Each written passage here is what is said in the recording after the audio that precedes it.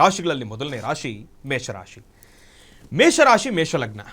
ಮೇಷಲಗ್ನದಲ್ಲಿರ್ತಕ್ಕಂಥವ್ರ ಭವಿಷ್ಯತ್ತನ್ನು ತಿಳಿಸೋದಾದರೆ, ಮೇಷರಾಶಿನಲ್ಲಿರ್ತಕ್ಕಂಥವ್ರು ತಮಗೆ ಇವತ್ತಿನ ದಿವಸ ಬಹಳ ಚೆನ್ನಾಗಿದೆ. ಅಂದ್ಕೊಂಡಿರ್ತಕ್ಕಂಥ ಕೆಲಸಗಳನ್ನು ಖಂಡಿತ ಕಾರ್ಯಸಿದ್ಧಿಪಡಿಸ್ಕೊಳ್ತೀರಿ. ಗ್ರಹಣ ಅಂತ ಇದೆ ಅಂತಂದು ಮಾತ್ರಕ್ಕೆ ನಾನು ಪ್ರಾರಂಭದಿಂದ ತಿಳಿಸಿರುವ ವಿಚಾರವಾಗಿ ಗ್ರಹಣ ಇದೆ ಅಂತ ಹೇಳ್ತಾ ಇದ್ದಾರೆ ಗುರುಗಳು. ಆದರೆ ನಮಗೆ ಯಾವುದೇ ರೀತಿ ಅದರ ಸ್ಪರ್ಶ ಇಲ್ಲ, ಭಾರತಕ್ಕೆ ಅದಿಲ್ಲ ಅಂತಂದ ಮೇಲೆ ಗ್ರಹಣ ಇಲ್ಲ ಅಂತ ಒಂದಿಷ್ಟು ಜನ ಹೇಳ್ತಾ ಇದ್ದಾರೆ. ಆದರೆ 12 ರಾಶಿಗಳಲ್ಲಿರ್ತಕ್ಕಂಥವ್ರು ತಾವೆಲ್ಲರೂ ಕೂಡ ಅರ್ಥ ಮಾಡ್ಕೊಳ್ಬೇಕಾಗಿರೋದು, ನಮ್ಮೆಲ್ಲರಿಗೂ ಕೂಡ ಒಂದೇ ನಭೋಮಂಡಲ. ಭಾರತಕ್ಕಿರಲಿ ಬಿಡಲಿ, ಗ್ರಹಣ ಅಂತ ಪಂಚಾಂಗದಲ್ಲಿ ಉಲ್ಲೇಖನೆ ಇದೆ ಅಂತಂದಮೇಲೆ ನಾವು ಜೋಪಾನವಾಗಿರೋಣ. ಆದರೆ ಭಾರತದಲ್ಲಿ ಇದ್ದಾಗ ನಾವು ಮಾಡತಕ್ಕಂಥ ವಿಧಿವಿಧಾನಗಳು, ಆಚರಣೆಯನ್ನು ಮಾಡತಕ್ಕಂಥ ಕ್ರಿಯೆಗಳು ಬೇರೆ. ಆದರೆ ಭಾರತದಲ್ಲಿ ಇಲ್ಲ ಅಂತಂದ್ರೂ ಕೂಡ ನಾವು ನಮ್ಮ ಸೇಫ್ಟಿಯಲ್ಲಿ ನಾವಿರಬೇಕು. ಒಂದಿಷ್ಟು ಕ್ರಿಯೆಗಳನ್ನು, ವಿಧಿವಿಧಾನಗಳನ್ನು ನಾವು ಆಚರಣೆಯನ್ನು ಮಾಡೋದ್ರಿಂದ ಸೇಫ್ ಆಗಿರ್ತೀವಿ, ಬೇರೆ ರೀತಿ ಸಮಸ್ಯೆಗಳು ಎದುರಾಗೋದಿಲ್ಲ. ಹಾಗಾಗಿ ಮೇಷರಾಶಿನಲ್ಲಿರ್ತಕ್ಕಂಥವ್ರು ತಮಗೆ ಇವತ್ತಿನ ದಿವಸ ಬಹಳ ಚೆನ್ನಾಗಿದೆ. ಅಂದ್ಕೊಂಡಿರ್ತಕ್ಕಂಥ ಕೆಲಸಗಳನ್ನು ಖಂಡಿತ ಕಾರ್ಯಸಿದ್ಧಿಪಡಿಸ್ಕೊಳ್ತೀರಿ.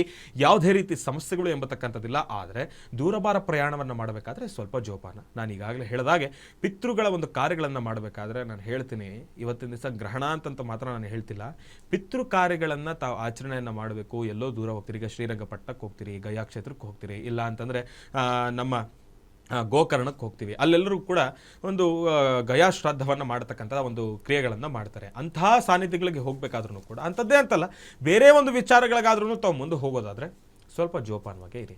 ಎಲ್ಲದಕ್ಕಿಂತ ಹೆಚ್ಚಾಗಿ ಈ ಒಂದು ಪಿತೃಪಕ್ಷದ ಸಮಯದಲ್ಲಿ ಒಳ್ಳೆಯ ಕೆಲಸಗಳನ್ನು ಮಾಡೋದನ್ನು ಯಾರೂ ಕೂಡ ಅಷ್ಟಾಗಿ ಮುಂದಾಗೋದಿಲ್ಲ. ದೇವರ ಕೆಲಸ ಮಾಡ್ಬೋದು, ದೇವ್ರ ಪೂಜೆ ಮಾಡ್ಬೋದು, ಆದರೆ ನಮ್ಮ ವೈಯಕ್ತಿಕಕ್ಕೆ ಸಂಬಂಧಪಟ್ಟಿರ್ತಕ್ಕಂಥ ಒಳ್ಳೆಯ ಕಾರ್ಯಗಳು, ಇವಾಗ ನಾಮಕರಣ, ಮುಂಜಿ, ಗೃಹ ಪ್ರವೇಶ, ಮದುವೆ ಕಾರ್ಯಕ್ರಮಗಳು ಇತ್ಯಾದಿ ಕಾರ್ಯಕ್ರಮಗಳನ್ನು ಮಾಡಬಾರ್ದು. ಅದು ಅಷ್ಟಾಗಿ ಸಮಂಜಸ ಅಲ್ಲ. ಅದಕ್ಕೆ ಈ ಸಮಯ ಅಲ್ಲ, ಅದಕ್ಕೆ ಬೇರೆ ಸಮಯಗಳಿದ್ದಾವೆ. ಹಾಗಾಗಿ ಹೇಗೂ ತಾವು ಅದು ಯಾವುದನ್ನು ಕೂಡ ಮಾಡದೇ ಇರೋದ್ರಿಂದ ತಮ್ಮ ಪ್ರತಿನಿತ್ಯದ ಜೀವನದಲ್ಲಿ ತಾವು ಹಾಕ್ತಕ್ಕಂಥ ಹೆಜ್ಜೆಯಲ್ಲಿ ತಮ್ಮ ಕೆಲಸದ ಬಗ್ಗೆ ಆಗಿರ್ಬೋದು, ಪ್ರತಿನಿತ್ಯದ ಕೆಲಸದ ಬಗ್ಗೆ ಆಗಿರ್ಬೋದು, ರೀತಿ ರಿವಾಜುಗಳಾಗಿರ್ಬೋದು, ಇದೆಲ್ಲದರ ಬಗ್ಗೆ ಗಮನ ವಹಿಸಬೇಕಾದ್ರೂ ಕೂಡ ವಾಹನಕ್ಕೆ ಸಂಬಂಧಪಟ್ಟಿರ್ತಕ್ಕಂಥ ರೀತಿ ತಾವು ಗಾಡಿಯನ್ನು ಓಡಿಸ್ಬೇಕಾದ್ರೆ ನಿಧಾನಕ್ಕೆ ಓಡಿಸಿ. ಸಮಸ್ಯೆಗಳು ಎಂಬತಕ್ಕಂಥದ್ದು ಸಣ್ಣ ಪಟ್ಟ ಎದುರಾಗ್ತಕ್ಕಂಥದ್ದು ಇರುತ್ತೆ. ಹಾಗಾಗಿ ಜೋಪಾನವಾಗಿರಿ. ಇನ್ನು ಮೇಷರಾಶಿನಲ್ಲಿರ್ತಕ್ಕಂಥವ್ರು ಹಣಕಾಸಿಗೆ ಸಂಬಂಧಪಟ್ಟಿರೋ ರೀತಿಯೂ ಕೂಡ ಯಾವುದೇ ರೀತಿ ಸಮಸ್ಯೆಗಳನ್ನೇನು ತಾವು ಕಂಡುಕೊಳ್ಳೋದಿಲ್ಲ, ಯಥಾಸ್ಥಿತಿ ನಡೀತಕ್ಕಂಥದ್ದೇ ಇರುತ್ತೆ. ಆದ್ರೂ ಕೂಡ ಮೇಷರಾಶಿನಲ್ಲಿರ್ತಕ್ಕಂಥವ್ರು ತಾವು ಇವತ್ತಿನ ದಿವಸ ತಾಯಿ ಮಹಾಲಕ್ಷ್ಮಿಯನ್ನು ಆರಾಧನೆಯನ್ನು ಮಾಡೋದ್ರಿಂದ ಬಹಳ ಒಳ್ಳೆಯದು.